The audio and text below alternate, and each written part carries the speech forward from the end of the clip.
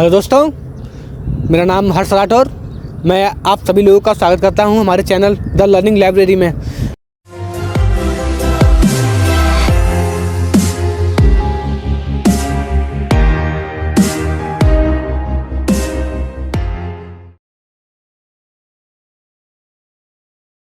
My self हर्ष राठौर। तो दोस्तों, हमारे सेक्शंस जितने भी कवर हो चुके हैं, उसी श्रेणी में हमारा जो नेक्स्ट सेक्शन है वो हमारा है सेक्शन 147। तो दोस्तों 147 में एलेबोरेशन जो है, यानी जिस चीज़ की व्याख्या है वो हमें ये बताया गया है, जब भी कोई अभियुक्त के द्वारा, यानी अभियुक्त मतलब कोई भी इंसान आदमी किसी के द्वारा बलवा से अपराध होता है दंगा करना या कहीं इस तरह का अपराध करना जिससे सामने की जनता को जन की हानि हो, उससे क्षति पहुँचे, ठीक है ना। उस परिस्थिति में ऐसा होता है जब भी किसी अभियुक्त के द्वारा 147 का उल्लंघन किया जाता है तो उसे ऐसी परिस्थिति में 2 वर्ष का कारावास मिलता है और इसी के साथ साथ उसे सज़ा भी मिलती है। और कभी कभी ऐसा भी होता है कि उसे कारावास और सज़ा दोनों एक साथ मिलती हैं। ठीक है दोस्तों, आगे की धारा है वो हमारे सर बताएंगे आपको। हेलो एवरीवन, माई सेल्फ प्रशांत वर्मा। आज मैं आपको बताता हूँ आईपीसी सेक्शन 148 के बारे में। जैसा कि अभी आपको जानकारी 147 की हैप्पी सर हर सर ने दी है, अब मैं आपको बता रहा हूँ सेक्शन 148 के बारे में।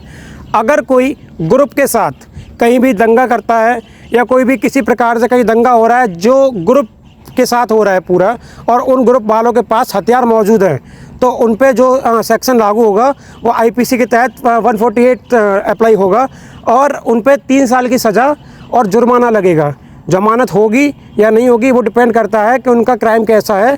ठीक है दोस्तों, आगे की धारा भी आपको ऐसे बताते रहेंगे। सेक्शन 148 जो था हमारे प्रशांत सर ने आपको बताया। इसके बाद जो हमारा महत्वपूर्ण सेशन है, हमारा महत्वपूर्ण सेक्शन जो हमारा है वो है 149।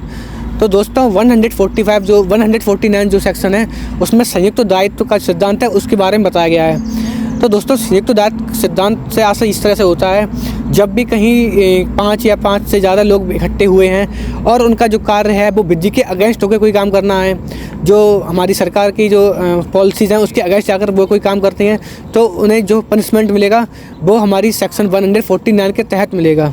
इसके बाद दोस्तों आता है हमारा 153 बताता है समुदाय, जाति और सेक्स यानी लिंग, इसके आधार पर जो आपस में हम लोग लड़ते हैं और जो भी मतलब कि गतिविधियाँ होती हैं, शत्रुता क्रिएट करना, किसी से एनिमोसिटी जाहिर करना, इन सभी रिएक्शंस के लिए जो भी धारा लगती है वो हमारी 153 के अंतर्गत धारा लगेगी। इसके बाद दोस्तों हमारा 153 में सेक्शन आता है सेक्शन बी, यानी सेक्शन खा बोलते हैं। राष्ट्रीय अखंडता को अगर किसी तरह की चोटिल पहुंचाता कोई व्यक्ति, किसी व्यक्ति के द्वारा राष्ट्रीय अखंडता को खंडित किया जाता है तो उसे जो पनिशमेंट मिलेगा वो सेक्शन 153 बी के अकॉर्डिंग मिलेगा। थैंक यू दोस्तों। हेलो एवरीवन, माई सेल्फ प्रशांत वर्मा। आज मैं आपको बताता हूँ सेक्शन 158 के बारे में। धारा 158 के मुताबिक अगर कोई व्यक्ति संपत्ति का लालच करता है या धन का लालच करता है और लालच में आके दंगा करता है या दंगा में कोई शामिल होता है या किसी का कोई कांटेक्ट करता है जिसमें हमें दिख रहा है कि वो दंगा कर रहा है या सामने वाला दंगा कर रहा है, तो ऐसे अगर कोई ऐसा क्राइम करता है तो उसमें सेक्शन 158 के तहत उसको सज़ा मिलेगी। अब मैं बात करता हूँ सेक्शन 159 होता है, वो होता है सेक्शन धारा जो होती है 159 वो होती है दंगा से रिलेटेड। अब दंगा होता क्या है मैं आपको ये बताऊं। दंगा किसको बोलते हैं? जब 2 व्यक्ति या 2 से अधिक व्यक्ति किसी भी लोक स्थान पे जाके उसमें लड़कर या लोक शांति को जब भंग करते हैं, उसमें कोई विघ्न डालते हैं, तो वो जो होता है ना उसको हम दंगा बोलते हैं। मतलब जब वो लोग जो लड़ाई करते हैं उसको हम लोग दंगा कहते हैं। अच्छा, मैं आपको एक बात बताता हूँ। आज तक का जो सबसे बड़ा दंगा जो बोला जाता है वो कलकत्ता में हुआ है 16 अगस्त 1946 को, 16 अगस्त 1946 को, जिसमें लगभग 10,000 लोग, 5 से 10,000 लोग मारे गए थे और लगभग 15,000 लोग घायल हुए थे। और वो जो दंगा था वो 4 से 5 दिन के बीच चला था कलकत्ता में, जिसको कलकत्ता का हत्याकांड भी बोलते हैं। ग्रेट कलकत्ता किलिंग के नाम से जिसको जाना जाता है, जिसको 4 से 5 दिन तक हिंदू और मुस्लिम भाइयों के बीच में चला था। वो आगे की धाराएँ आपको मैं और बताता रहूँगा, हर सर से जानकारी मिलती रहेगी। तब तक हमारे साथ जुड़े रहिए। Thank you. हेलो दोस्तों, मेरा नाम है हर्ष राठौर।